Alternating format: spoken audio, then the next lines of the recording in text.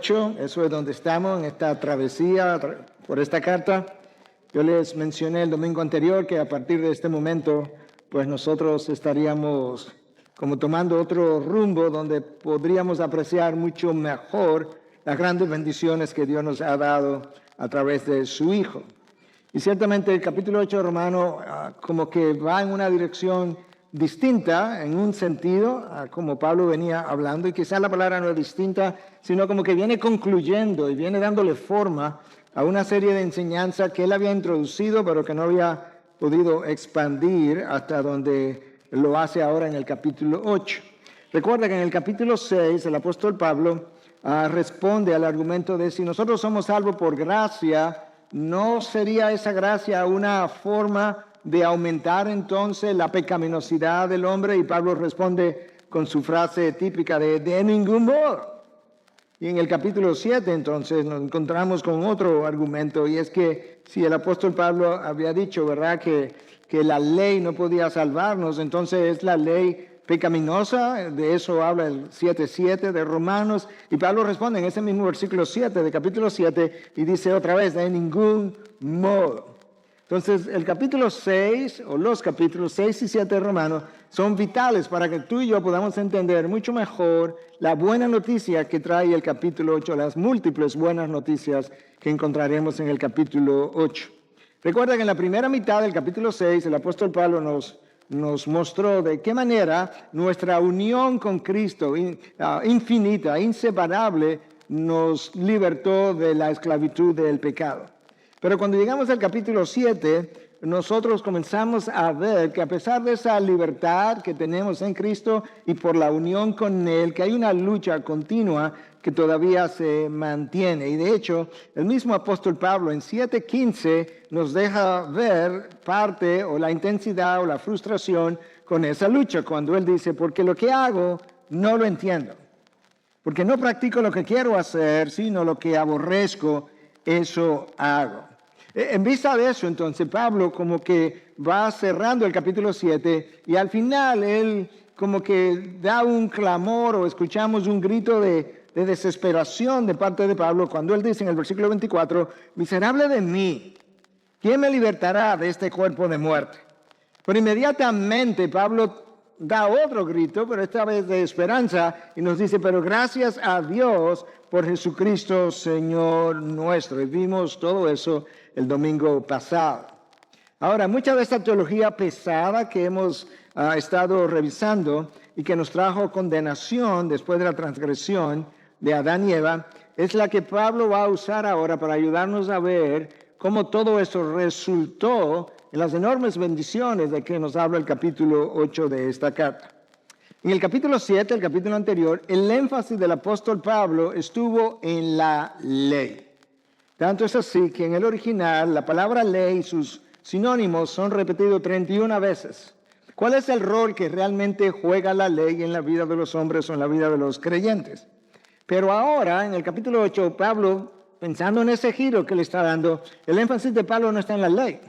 El énfasis de Pablo está en el Espíritu, de tal manera que él menciona el Espíritu 19 veces en los primeros 23 versículos del texto de Romanos 8. Esta es una carta extraordinaria, pero tiene un capítulo extraordinario, y es este que estamos comenzando a abordar en el día de hoy. Algunos han llamado a la carta de Romanos el más grande capítulo en el libro más grande de la Biblia, o el más extraordinario capítulo en el más extraordinario libro o carta de la Biblia.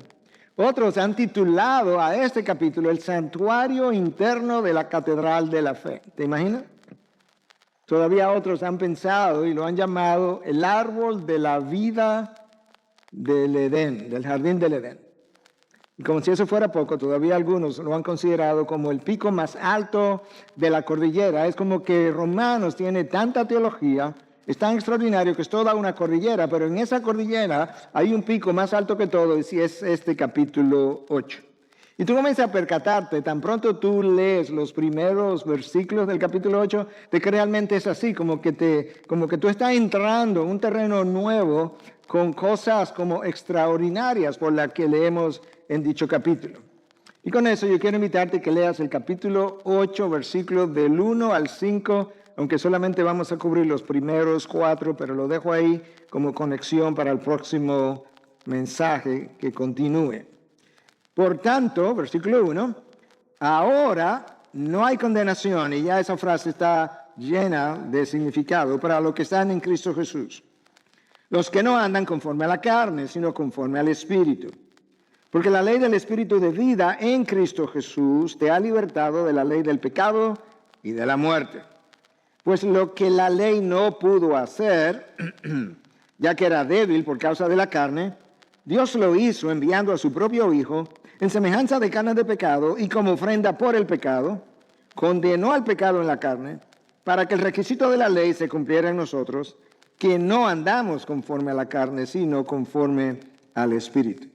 Porque los que viven conforme a la carne ponen la mente en las cosas de la carne, pero los que viven conforme al Espíritu en las cosas del Espíritu. Porque la mente puesta en la carne es muerte, pero la mente puesta en el Espíritu de vida da vida, es vida y paz. Llegué hasta el versículo 6, pero la intención es cubrir el versículo 1 al 4. ¿Notaste? Y hacemos el llamado de atención cada vez que encontramos la frase, por tanto. Eso implica que lo que continúa está conectado con lo anterior. Pero en el caso de este capítulo 8, no es solamente que hay una continuación entre el capítulo 7 y el 8, es que hay una continuación entre los primeros 7 capítulos de la carta a Romanos y este capítulo 8, y es importante verlo de esa manera, como vamos a exponer en los próximos versículos. Algo importante de este capítulo 8 de Romanos es, como han dicho algunos, que este capítulo despliega la libertad del cristiano. Y esto ha sido expuesto de diferentes maneras, pero Warren Wiersbe en su comentario nos habla de que Pablo declara aquí 4 libertades espirituales que aquellos que verdaderamente han nacido de nuevo disfrutan. Número 1, libertad del juicio, versículo 1 y 4, o 1 al 4. Libertad de posibles derrotas o fracasos, versículos 5 al 17. Libertad del desánimo, versículo 18 al 30. Y libertad de temor, versículo del 31 al 39. Libertad de juicio, libertad de posibles derrotas o fracasos, libertad de desánimo y libertad de temor. La frase no condenación con la que inicia este capítulo 8 es seguida al final por otra frase que pudiéramos llamarle no separación posible, es para aquellos que están en Cristo Jesús.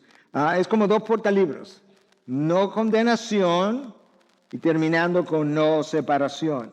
Pero como dice uno de los autores consultados, hay otra frase que pudiéramos poner en el medio, es que tampoco hay derrota.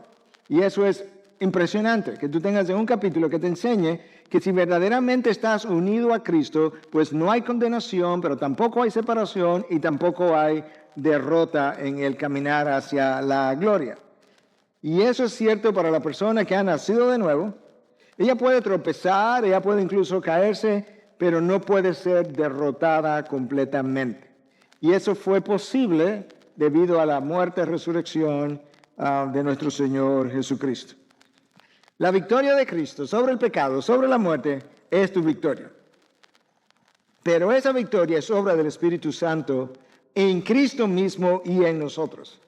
Creo que muchos de nosotros no nos percatamos, pero desde que Cristo fue engendrado por el Espíritu Santo hasta que fue bautizado por el Espíritu Santo, llevado al desierto por el Espíritu Santo, expulsó demonios por el poder del Espíritu, fue a la cruz y fue sostenido en la cruz por el poder del Espíritu Eterno, y murió y resucitó, y fue el Espíritu quien lo resucitó. Esa obra de Cristo a favor nuestro fue acompañada de la obra del Espíritu Santo, y es el mismo Espíritu en nosotros que continúa obrando. Y es de ese Espíritu que Pablo está hablando 19 veces en Romanos 8 del 1 al 23. Entonces, ya mencionamos brevemente la importancia que tiene la frase por tanto. Es una frase clave por lo que está uniendo todo lo anterior, toda la obra de Cristo anteriormente y toda la explicación teológica. Pero inmediatamente después aparece una palabra vital. Y es ahora. Por tanto, ahora.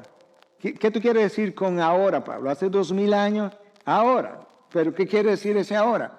Bueno, ahora que Cristo ha cumplido la ley, o las exigencias de la ley, ahora que el que no conoció pecado fue hecho pecado para que nosotros fuéramos hechos justicia de Dios en él, ahora que Cristo pagó por el pecado de los redimidos, ahora que Cristo conquistó el pecado y la muerte, ahora que Él resucitó y dejó la tumba vacía, ahora que Cristo hizo posible la salvación por gracia, por medio de la fe, ahora y solo ahora no hay condenación para aquellos que están en Cristo Jesús.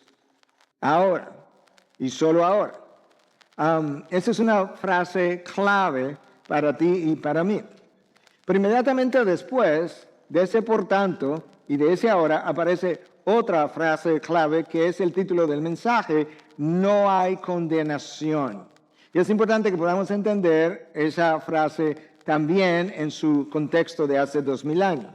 Leon Morris habla de que esa frase, no hay condenación, es un término forense que implica, envuelve tanto la sentencia como la ejecución de la sentencia. Cuando yo digo eso quizás no quede tan claro, pero si piensan en esto que te voy a mencionar, quizás te quede más claro. En Estados Unidos, y seguro ocurre en otros países también, en ocasiones hay alguien que es condenado a la muerte. Pero resulta que después de haber sido condenado a la muerte, que esa es la sentencia, el tiempo comienza a pasar. Y yo no sé por qué esperan, pero pasa 1 año, 2, 3, 4, 5 a veces.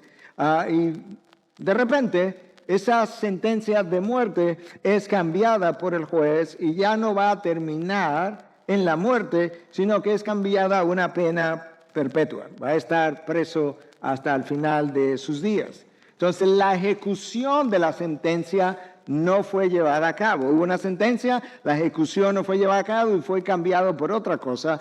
Cuando Pablo dice no hay condenación, de acuerdo a lo que el término significó originalmente, implica eso, que nosotros estamos libres tanto de la sentencia como de una posible ejecución de la sentencia. Y eso es buena noticia, eso es una gran noticia, eso es una noticia única.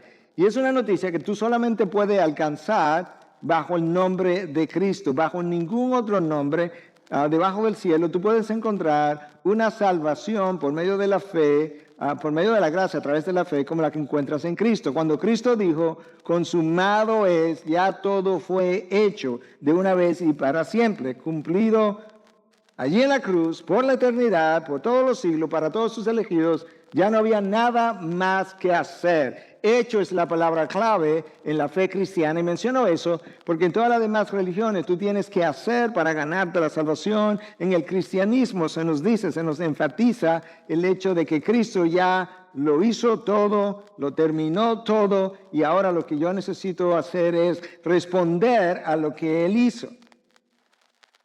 Es interesante que en el capítulo 8 de Romanos, solo en este capítulo, no hay un imperativo, lo que implica que no hay nada que yo tengo que hacer. Pablo está hablando de cosas que ya están hechas. Lo que Pablo está llevando, a lo que Pablo nos está llevando es que nosotros podamos como sentarnos a reflexionar detalladamente acerca de los increíbles beneficios, bendiciones que Dios nos trajo en Cristo, para que luego, habiéndonos percatado de lo increíble que son esos beneficios, yo pueda responder de manera natural, por amor a Él, en sumisión y en amor al Hijo. Déjame darte como un resumen de introducción acerca de las bendiciones que este capítulo nos va a presentar. En el versículo 1 y 2, nosotros tenemos vida en el Espíritu.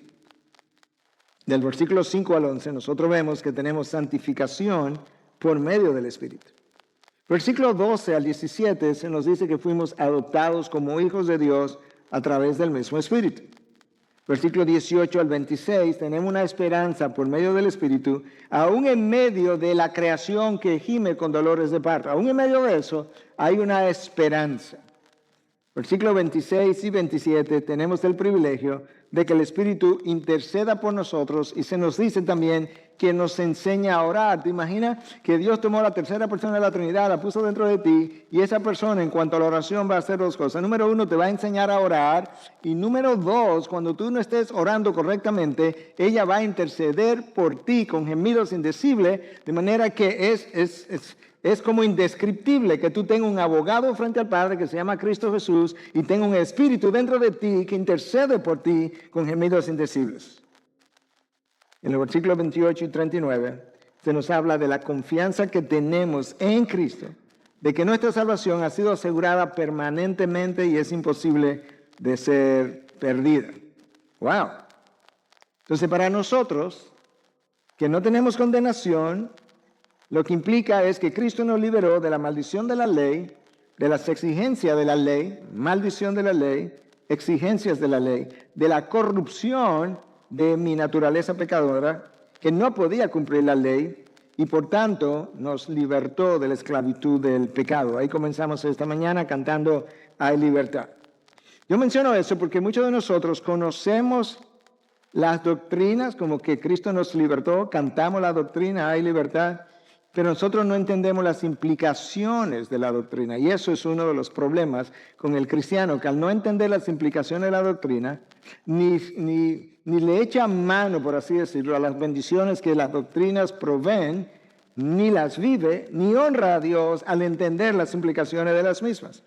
Pero cuando tú entiendes que poder decir no hay condenación tiene detrás una cantidad enorme de beneficios y bendiciones, entonces ahora tu sentido de agradecimiento se convierte en otra cosa, quiere otro tamaño, otra magnitud, está como a otro nivel, por así decirlo. Entonces ese es como el contenido del versículo 1. Por tanto, ahora no hay condenación para aquellos que están en Cristo Jesús. Ahora nota en el versículo 2, cada uno de estos versículos tiene una o más ideas grandes. Versículo 2, la ley del Espíritu de vida en Cristo Jesús te ha libertado de la ley del pecado y de la muerte. Ok, déjame desempacar ese versículo. Aquí hay dos leyes que tenemos que entender. La ley del Espíritu de vida y la ley del pecado y de la muerte. Ok, entonces, ¿cómo entendemos eso? Bueno, recuerda que nosotros vimos ya en el capítulo 7 que cuando Pablo habla de esas dos leyes, él se está refiriendo a un principio, o a una fuerza, o a un impulso. Entonces déjame definirte una versus la otra. La ley del pecado es el impulso que tú y yo tenemos muchas veces de comportarnos conforme al deseo de la carne. ¿Okay? Romanos 7, 23, Pablo dice que él fue hecho prisionero de ese pecado debido a esa inclinación natural que tiene la carne. Entonces esa es la ley del pecado y de la muerte. Pero ahora cuando pienses en la ley del Espíritu de vida, es en el creyente, ese es el Espíritu Santo, la fuerza, la motivación, el impulso que el Espíritu Santo provee a los hijos de Dios, para que ahora que Él mora en ellos puedan comenzar a obedecer la ley de Dios. Y decía esta mañana que la única marca distintiva de que alguien es cristiano es la morada del Espíritu. Nada más. De hecho, más adelante vamos a ver en Romanos 8, 14 que todos los hijos de Dios son guiados por el Espíritu. La única marca distintiva de que alguien es verdaderamente hijo de Dios es la morada del Espíritu. Ninguna otra cosa es distintivo. El incrédulo puede orar al Dios verdadero, puede venir aquí y orar al Dios verdadero. Él puede ayunar, él puede cantar, levantar los brazos y adorar con el resto de la iglesia. Él puede bautizarse, él puede leer la palabra, meditar la palabra, él puede hacer una profesión de fe. Nada de eso es distintivo de que él es cristiano. Los cristianos debieran hacer todas y cada una de esas cosas, pero la única marca distintiva es la morada del Espíritu de vida. Ese Espíritu de vida que mora en nosotros ahora pone en nosotros tanto el querer como el hacer, le dice Pablo a los Filipenses. Y eso es vital. La razón por la que estamos diciendo esto es porque si el Espíritu de Dios viene a morar en mí, y eso es un impulso poderoso, de hecho más poderoso que el impulso de la carne, por eso vence el poder del pecado. Eso implica que ahora yo soy dejado sin excusa para comportarme como un hijo de Dios. ¿Por qué? Porque yo tengo en mí algo, un impulso poderoso que va más allá de lo que el pecado puede impulsarme, que trabaja en nosotros para poner no solo el deseo por las cosas de Dios, sino también el poder hacer las cosas que Dios quiere que yo haga. El deseo y el poder hacerlo. ¡Wow! Con razón Cristo dijo, mi yugo es fácil, mi carga es ligera. Claro que mi yugo es fácil, mi carga es ligera, porque mi espíritu pone en ti el deseo y el poder hacer lo que deseas. ¡Wow! Y por eso entonces ahora tú puedes vencer el impulso de la carne. Muchas veces no lo hace, pero no es porque no tienes el poder dentro de ti para vencerlo, es que tú no has querido obedecer sus impulsos, o yo en ese caso. Por eso dijo Cristo, el que el Hijo hace libre es verdaderamente libre. La pregunta es, ¿por qué no viven los hijos de Dios dicha libertad? No porque Dios no quiere, no porque Él no pueda, es que Él no ha querido. Porque esa libertad llegó a nosotros por medio del Espíritu de Dios. Y ahora tú puedes comenzar a experimentar las bendiciones del nuevo nacimiento. Hasta ese momento, hasta que naciste de nuevo, anterior a tu nuevo nacimiento, recuerda lo que dijimos. Tú no tenías el impulso del Espíritu Santo. Tú no tenías nada que pudiera vencer el impulso del pecado. Por consiguiente, tus opciones eran pecar o pecar. Ahora naces de nuevo. El Espíritu regenera tu alma. El Espíritu Santo viene a morar en ti. Ahora tú tienes un poder todopoderoso, valga la redundancia, tienes un poder todopoderoso de parte de Dios que puede vencer el poder de la carne, pero el poder de la carne permanece, pero puede ser vencido. Ya yo no soy un esclavo del pecado. Ya yo no soy un hijo de ira. Ya yo no soy un condenado. Yo no soy alguien destinado al infierno. Yo era, pero yo no lo soy. Más bien ahora yo soy una persona libre, yo soy un hijo de Dios, yo soy de hecho coheredero con Cristo. Mis bendiciones llegan hasta el punto de ser una raza escogida, de ser un sacerdocio real, una nación santa. Y soy miembro de un pueblo que ha pasado a ser posesión de Dios y a quien se le ha dado la responsabilidad, pero se le han dado el privilegio. Déjame decir esto al revés. Se le ha dado el privilegio y con eso después la responsabilidad de poder proclamar las virtudes, los atributos, las excelencias de aquel que nos llamó de las tinieblas a su luz. ¿Te imaginas que Dios me ha dado su palabra para revelar en su palabra sus atributos? Luego me salvó, me dice, mira, ve ahora y proclama y luce y vive mis atributos en tu vida, de manera que otros puedan llegar a conocerme a través de ti y puedan heredar la libertad que ahora tú tienes. Eso es un gran privilegio, pero es una gran responsabilidad. ¿Están conmigo o no están conmigo? Ok. Versículo 3 tiene otra gran idea. Recuerda que cada versículo tiene una o dos grandes ideas, una o más. La anterior tenía dos grandes ideas, la ley del Espíritu y la ley del pecado y de la muerte. Versículo 3, pues lo que la ley no pudo hacer, o sea, había un problema con la ley aparentemente, ya que era débil por causa de la carne.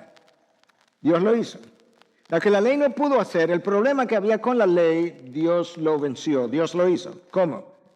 Enviando a su propio Hijo en semejanza de carne de pecado, y como ofrenda por el pecado, condenó al pecado en la carne. Ok, eso pudiera parecer un tanto complejo, pero no lo es. Escucha, la ley era santa, era justa y era buena. Excelente. Pero siendo perfecta, era imposible de obedecer.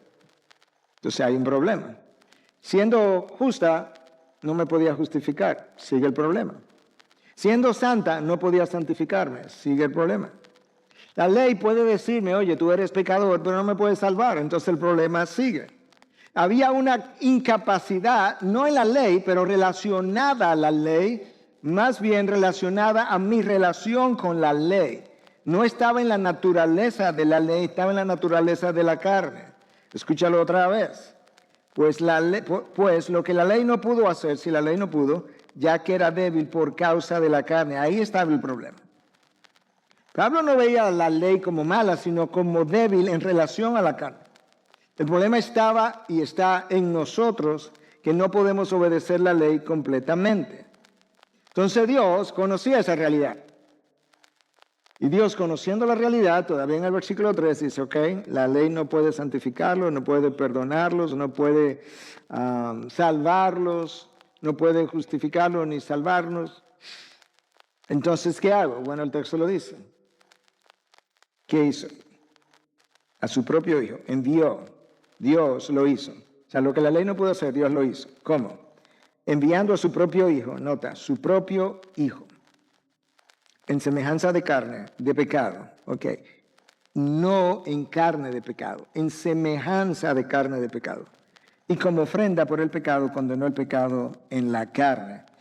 ¿Notaste? En el versículo 3 de Romano hay dos ideas importantes, yo te decía. Primero, Dios envió a su propio Hijo. Pero la manera como Cristo es hijo no es la misma manera como tú y yo somos hijos. Claro que no.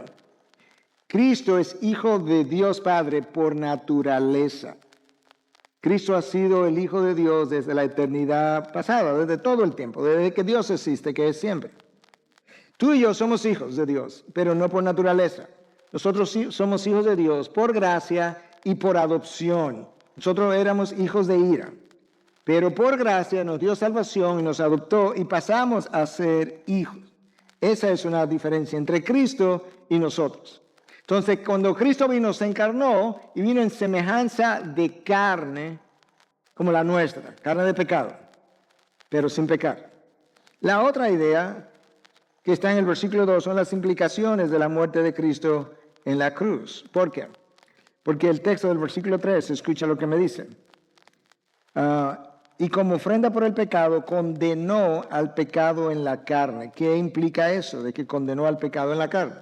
Bueno, por un lado, la muerte de Cristo le quitó al pecado la posibilidad de condenarme a cada uno de nosotros lo que hoy estamos en Cristo. Entonces le quitó al pecado la posibilidad de condenarme y por otro lado, le quitó al pecado el dominio que ejercía sobre nosotros cuando Dios nos libertó de la esclavitud del pecado.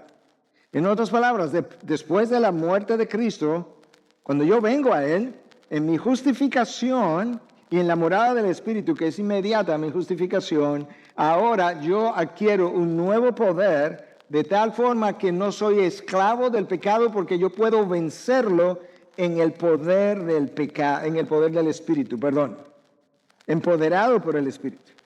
Yo puedo comenzar a obedecer la ley de Dios. Ok, un autor de nombre Manson lo trató de explicar de esta manera. En inglés se entiende mejor, pero no estamos hablando inglés ahora. La ley de Moisés tenía el derecho de condenarnos, pero no tenía el poder. Claro que no, porque el poder lo tiene el juez y el juez es Dios. Pero tenía el derecho porque me señalaba como condenado. La ley del pecado tenía el poder para llevarnos hasta la condenación, pero no tenía el derecho. No, claro que no, porque el derecho lo tiene Dios, que es el juez, y el pecado sí iba a ser la causa de mi condenación siempre y cuando el juez determinara que yo quedaba condenado. Entonces no tenía el derecho. Ahora, la ley del Espíritu de vida, que es como Pablo llama al Espíritu Santo, entonces el Espíritu Santo ahora tiene ambas cosas, el derecho y el poder para librarnos de la ley del pecado y la ley de la muerte. El Espíritu Santo, obrando en mí, tiene el derecho y el poder para librarme del pecado y de la muerte. Entonces, ahora, Pablo comienza a abrirnos la verdad en el versículo 4. O sea, todo lo anterior. ¿Para qué yo necesito conocer todo lo anterior? En términos de la libertad que ahora disfruto. En términos de que la libertad vino por el Espíritu Santo. En términos de que el Espíritu Santo me da el poder para comenzar a obedecer la ley de Dios. En términos de que el Espíritu Santo me da el poder no solamente para comenzar a vencer la ley de Dios, sino también para vencer los impulsos pecaminosos de mi carne, de tal forma que yo pueda decirle no al pecado y sí a Dios. Entonces, ¿cuál es la conclusión de todo eso? Entonces, en el versículo 4, Pablo dice lo siguiente. Todo eso para que el requisito de la ley se cumpliera en nosotros. Cristo cumplió la ley, murió, resucitó, para que el requisito de la ley se cumpliera en nosotros. Ahora escucha, porque lo que sigue es vital para la vida diaria. Que no andamos conforme a la carne, sino conforme al Espíritu. Pablo usa la palabra andar, no andamos. En el original la palabra es peripateo, y eso tiene que ver con un estilo de vida. Entonces Pablo está diciendo que todas esas bendiciones a las que yo he hecho referencia deben llevar a un estilo de vida que sea conforme al Espíritu, distinto a aquellos que caminan conforme a la carne. Ok, entonces Dios divide a la humanidad en dos grupos, no más, en este texto. Los que caminan conforme a la carne y los que caminan conforme al Espíritu. Dos grupos. Tú sabes que en el mundo nosotros dividimos los hombres en grupos, ¿verdad? Como pobres y ricos, educados y no educados, inteligentes y no tan inteligentes, nacionales y extranjeros, blancos y negros, sanos y enfermos, hombres y mujeres, niños y adultos, y complicamos las cosas. Y dice, no, pues no hay que complicarla tanto. La humanidad tiene dos grupos, no hay tres. Hay unos que caminan conforme a la carne y otros que caminan conforme al Espíritu. Entonces ahora yo tengo que preguntarme, ok, ¿qué significa una cosa y qué significa la otra? Para ver dónde que yo estoy.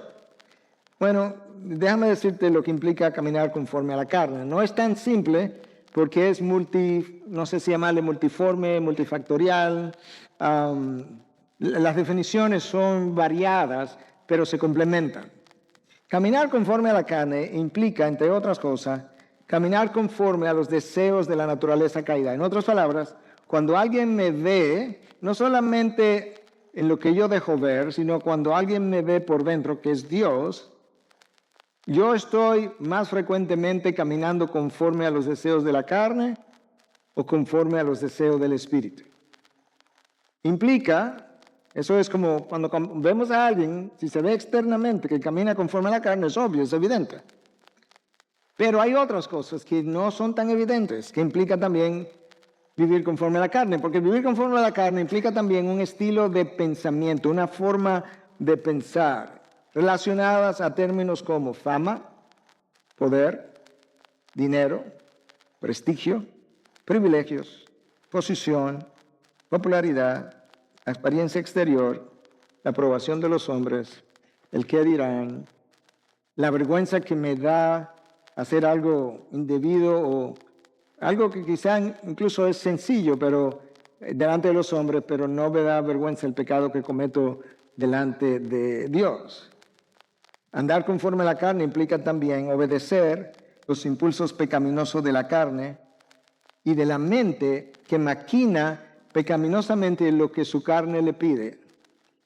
Todos nosotros sabemos lo que eso implica. La carne me pide cosas. Pero hay cosas que la carne me pide que yo no tengo problema en hacerlo delante de todo el mundo, como comer. Tengo hambre, la carne tiene hambre y tengo que darle de comer a la carne. Pero hay otras cosas que tú sabes que no se pueden hacer delante de la gente. Entonces, como no se pueden hacer delante de la gente, la mente caída comienza a maquinar pecaminosamente cómo yo puedo lograrlo sin que se entere la gente. Porque recuerda, cuando camina conforme a la carne, el problema es la gente. Necesito su aprobación. No quiero pasar vergüenza delante de ellos. Necesito dar una apariencia mejor de lo que yo soy. Todo eso corresponde a la carne, al andar conforme a la carne. El académico William Vine lo definió de esta manera. El caminar según la carne es cultivar la amistad con el mundo, en primer lugar. Que ya Juan nos dice en su primera carta que la amistad con el mundo es una amistad con Dios. Es ceder a la influencia que debilitaría nuestra alianza con Cristo. En otras palabras, cuando Cristo viene a mi vida, yo hago una alianza con Cristo. Porque ahora yo tengo que ser leal a Cristo, fiel a Cristo. Pero andar conforme a la carne implica que hay cosas que yo dejo introducir entre Cristo y yo que debilitan mi alianza con Cristo. Vine continúa. Es negar nuestro llamado a ser santo. Si yo sé que hemos sido llamados a ser santo, pero tú sabes que estamos en la carne, sí, ese es el problema, yo lo sé, pero el llamado es a ser santo. Es negar ese llamado, es diluir ese llamado, es debilitar ese llamado y por consiguiente debilitar nuestra relación con Él. Una relación a la que Dios nos trajo por gracia, continúa Vine, diciendo. Y caminar en la carne implica también entrar en la pérdida de su aprobación y en la pérdida de nuestra recompensa futura. En otras palabras, cuando caminamos en la carne, tú debes estar consciente que tú estás perdiendo la aprobación de Dios. Si pierdes la aprobación de Dios, implica que hay mucha de su bendición que tampoco va a recibir. Pero también hay recompensas futuras que Dios ha prometido para aquellos que caminan o viven de una manera y también le está perdiendo. Pero de alguna forma la carne nos engaña y nos hace ver que este placer temporal, pasajero, vale la pena tenerlo aunque Dios no me apruebe, y vale la pena que los hombres no se enteren porque a mí me interesa la aprobación de ellos aunque soy desaprobado por Dios. Wow. Podemos hacer todo lo anterior. Pero cuando nosotros hacemos eso de manera más regular, de manera más recurrente, hay una alta probabilidad de que quizás yo no sea cristiano. Porque si hay algo que el estudio de la palabra me ha ido convenciendo es que ser cristiano no es una afirmación oral. Ser cristiano definitivamente que no es una afirmación oral. Ser cristiano es un estilo de vida como resultado de una naturaleza que ha sido cambiada, una mente que ha sido transformada, un corazón que lo pasaron de ser de piedra a ser de carne, hasta el punto que el corazón ahora ama a Dios, ama las cosas relacionadas a Dios, ama su palabra, ama a sus hijos, ama a su pueblo, ama todo lo relacionado a Dios e incluso termina amando hasta el prójimo. Wow. Hermanos, lo que Pablo nos está tratando de ayudar a entender, con que estoy unido a Cristo y esta morada del Espíritu, es que yo tengo lo que se requiere para obedecer, porque tengo el poder de Dios. De manera que, si tú y yo queremos oponernos a los deseos de la carne, yo tengo lo que se requiere para vencer la carne. Cuando yo no lo hago es porque yo no la quiero vencer. Es tan simple, no importa si eres tú o soy yo. Pero cuando yo no lo hago, nos estamos rebelando contra el Espíritu de Dios que mora en nosotros. Y decimos entonces, yo sé que no lo decimos en esta palabra, pero decimos, no, ahí sí yo no te voy a obedecer. Tan sencillo como, mira, pídele perdón a tu esposa. Bueno, tú ves, hasta ahí yo no llego. Pero no es que no pueda hacerlo. No, es que mi sumisión no llega hasta ahí. Pero otras veces, hermanos, es que llega un momento en que tu lucha con el pecado, por la exposición que ha hecho al pecado, la oposición en el sentido de que te expone, camina, le cede, entonces la lucha como que no acabo de ganar la batalla, es tal que hay un momento que tú te cansas. Sí, bueno, pastor, ya yo me harté, ya yo me cansé. Yo voy a tomar, no lo decimos así, pero voy a tomar mi vida anterior.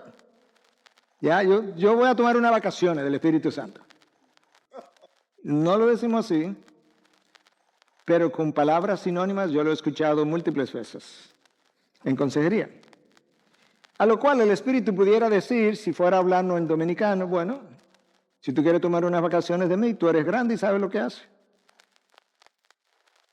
Tú conoces las consecuencias en la palabra de lo que han hecho tal cosa. Hermanos, al mismo tiempo que yo tengo lo que se requiere para obedecer, al mismo tiempo yo tengo lo que se requiere para desobedecer. ¿Y qué es lo que se requiere para desobedecer? Bueno, primero, que tengo una naturaleza caída todavía. Y yo tengo impulsos. La ley del pecado son impulsos carnales, extremadamente poderosos y complacientes del yo.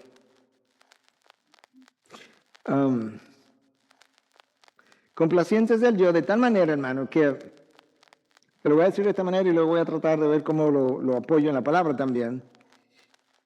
Que mi vida de pecado es simplemente, subraya la palabra simplemente, un reflejo de mi egocentrismo. Te voy a decir como Paul Tripp lo dice, luego te voy a decir como Cristo lo dijo teológicamente. Paul Tripp dice que el ADN del pecado que sea, el ADN, ¿tú sabes lo que es el ADN? Lo que te define. Buscamos tu ADN, hombre, mujer, buscamos tu ADN, mira, tú eres hijo de Mercedes y Luis Napoleón Núñez. Buscamos el ADN y es lo que te define. El ADN del pecado, lo que define al pecado, dice Tripp, es el egocentrismo. Cristo lo dijo de otra forma. Si alguno quiere venir en pos de mí, entonces tú vienes donde mí, lo ilustraba esta mañana, y dice, pastor, mire, yo tengo una vida así, asado, pero ya yo quiero ir en pos de Cristo. Ya yo quiero ser un discípulo, excelente. ¿Y qué usted me recomienda? Bueno, te voy a recomendar lo mismo que Cristo dijo. Tú comienza negándote a ti mismo. En otras palabras, comienza matando tu egocentrismo. Comienza renunciando a tu vida que no es tuya. Te la dio el Dios creador, y si quieres una vida nueva, te la va a dar el Dios redentor, que es el mismo. En otras palabras, hermanos, de verdad que este tipo de idea, pensamiento, reflexión, meditación, a mí me ha ayudado enormemente a lo largo de mi camino. A mayor egocentrismo, mayor la inclinación que yo tengo de cometer pecados más horripilantes. Lo único que se requiere para yo cometer pecados que serían, de hecho, calificados por Dios como abominables, es ser muy egocéntrico, para querer complacer el yo. Entonces, ese egocentrismo hace que frecuentemente, en vez de ceder al impulso del Espíritu, la ley del Espíritu definida por Pablo, lo que hago es que prefiero ceder a la ley del pecado, al impulso de la carne, porque complace a mi yo, y ahí es donde yo estoy centrado. Wow. Ahora, si yo quiero como ejemplos de qué pudieran ser obras de la carne, aquí hay algunos de esos ejemplos. Gálatas 5, 19 al 21. Ahora bien, las obras de la carne son evidentes. Claro, esas que se ven. Las cuales son inmoralidad, impureza, sensualidad, idolatría, hechicería, enemistades, pleitos, celos. Ya sí llegamos a la casa. Enojos, rivalidades, disensiones, herejías, envidias, borracheras, orgías y cosas semejantes. Lo impresionante para mí es que yo veo esa lista de idolatría, de inmoralidad sexual, y la veo junto con celos, envidias, enojo, pleitos. ¡Wow! Claro, porque vienen de la misma carne. No hay dos carnes, una que muy putrefacta y la otra con un poco de putrefacción. No. Son obras de la carne y no proceden del Espíritu. Y después de Pablo usar esas tres palabras, inmoralidad, impureza, sensualidad, él usa una cuarta que no hay que definirla entre nosotros, que es orgía.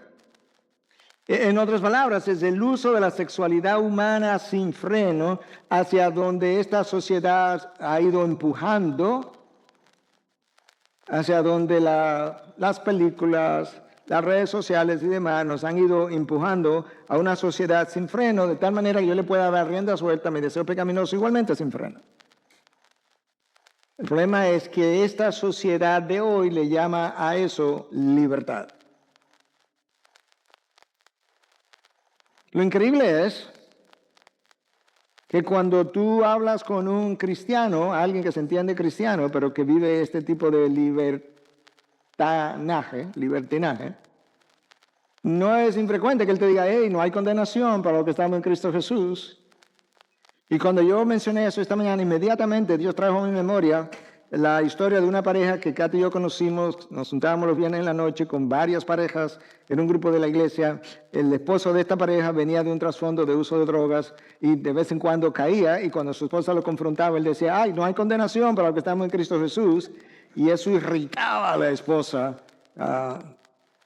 No hay condenación, pero ¿sabes qué? Murió de un infarto cardíaco, probablemente fruto de su uso de drogas. Y probablemente sí hubo condenación, porque ese no es el estilo de vida de un creyente. Eso no es una vida plena, es plena, llena de amarguras, de consecuencias. Pero hermanos, es una vida llena de no agradecimiento al sacrificio de Cristo, por amor de Dios, por amor a Cristo. Y si somos tan ingratos con relación a Cristo para disfrutar los pecados por los cuales Cristo se dejó clavar, ¿qué tan ingrato sería yo con el resto de la humanidad? ¿Hasta dónde pudiera llegar mi ingratitud? Si la persona que se dejó clavar y derramó sangre pagó por mi pecado y luego yo voy y disfruto los pecados por los cuales Él pagó. Salomón hizo algo como eso, aunque él no conocía a Cristo, pero tenía el anuncio de un Mesías que habría de venir.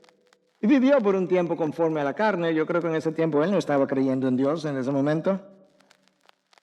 Y al final él concluye: ni el placer sexual, ni el vino, ni la risa, ni obra de construcción, ni sus plantaciones, ni el dinero, ni el saber, su mucha sabiduría, nada de eso. Él dice, de hecho, que mientras más aprendió, más sufrió, más entendía el problema. Todo eso, dice Salomón, fue vanidad de vanidades. Así piensa, y como él piensa, así es y así vive el que tiene la mente puesta en la carne. Una vida vacía. En el mensaje que sigue seguiremos explorando esta idea, este concepto, pero déjame ilustrarte parte de lo que ya dije y con eso cierro. Decía que ya nosotros tenemos el poder en nosotros para vencer.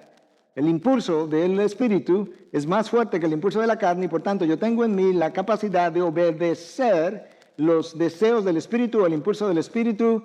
Lo único es que con cierta frecuencia cedemos la voluntad por nuestro egocentrismo a los deseos de la carne que le encanta complacer el yo.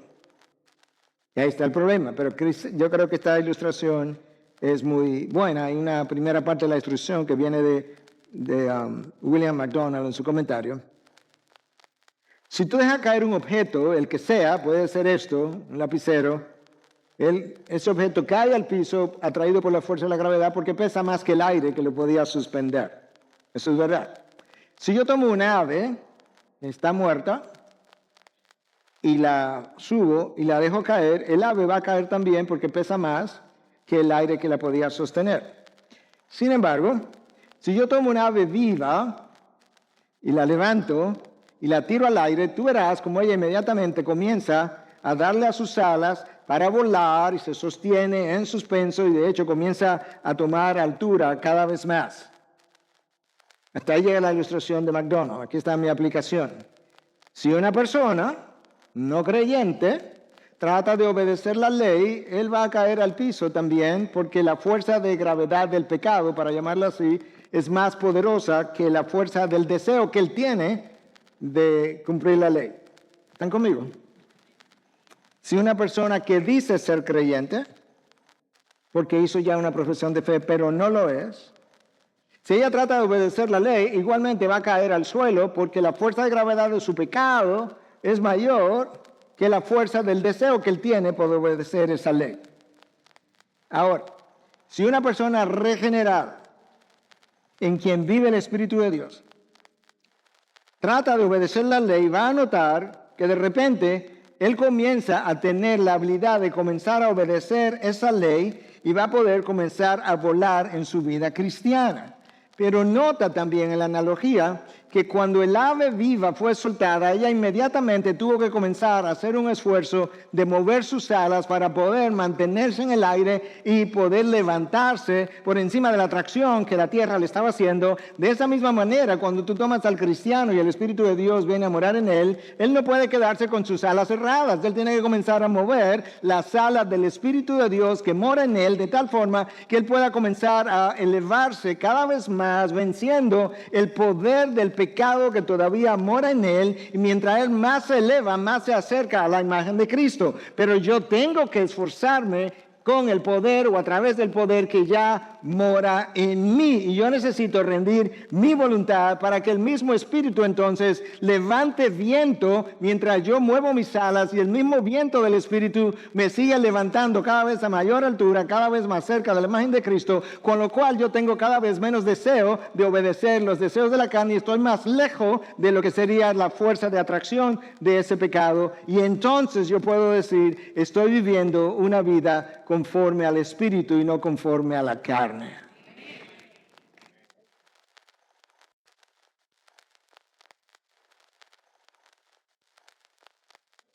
Hermanos, Dios no pudo haber diseñado una vida más perfecta que la vida de la persona regenerada. No es sin lucha, pero no hay lucha que Él no pueda vencer. No es sin tropiezos en el camino, pero no hay tropiezo que Él no pueda vencer. Dios garantiza que su gracia es suficiente. Dios garantiza que el poder del Espíritu es mayor que el poder de cualquier otro pecado que pueda residir en mí. Dios garantiza que mientras yo corro, Él es como mi manager, de tal manera que Él está supervisando de manera personal las tentaciones que a mí llegan. Y Él garantiza que no va a permitir que ninguna tentación mayor de la que yo pueda soportar pueda llegar a mí. Y si por casualidad llega, que tenga por seguro que eso pasó por su mano, entendiendo Él que yo tenía la capacidad de soportar, de resistir la tentación, y que aún más, que si Él se dio cuenta que de alguna manera, como que tú necesitas una ayudita extra, también te abre la puerta, te enseña la puerta y te dice, tú puedes salir por ahí. Si después de eso yo no la resisto y caigo y me tropiezo y caigo al piso, ya no es problema de poder, ya no es problema de que no pude, de que no vi, es un problema de que yo cerré los ojos para no ver y le di para allá, como decimos nosotros, y me olvidé de que el poder del Espíritu moraba en mí, porque el egocentrismo en mí continuó diciendo, dale algo al yo y complácelo. Y yo preferí complacer al yo que complacer a Cristo. Eso se da y se ha dado en ti y en mí. No hay otra forma. Si alguien quiere venir a mí, muera a sí mismo. Tú tienes la ley del Espíritu o el Espíritu morando en tu interior. Padre, gracias. Gracias porque yo entiendo mejor hoy en día que ciertamente tu yugo es ligero, tu carga es liviana. Hay una vida que vivir, pero tú ni siquiera me pediste que la viva yo. Por eso decía el apóstol Pablo, la vida que ahora vivo no la vivo yo, sino la vive Cristo en mí. Perdona porque he insistido en ocasiones en vivir mi propia vida, una vida que ya fue comprada, que le pertenece a Cristo, que ha sido empoderada por el Espíritu, justamente para vivirla de una manera que agrade a aquel que la compró. Gracias por tanto. Señor, ayúdanos a rendirnos al Espíritu de Dios. Señor, ayúdanos no solamente a cantar, Espíritu de Dios, guíame, pero ayúdame a rendirme, a morir a mí mismo para que el Espíritu pueda verdaderamente guiarme y que yo pueda ceder a los impulsos del Espíritu y negar los impulsos de la carne. Gracias por el Espíritu de Dios que mora en nosotros. Gracias por el Hijo que fue a la cruz. Gracias por el Padre que nos eligió. Ayúdanos a seguir reflexionando mientras cantamos ahora. Ayúdanos a pedirte mientras cantamos, a agradecerte mientras cantamos y a tomar decisiones mientras cantamos. Pues te lo pedimos en Cristo Jesús. Amén.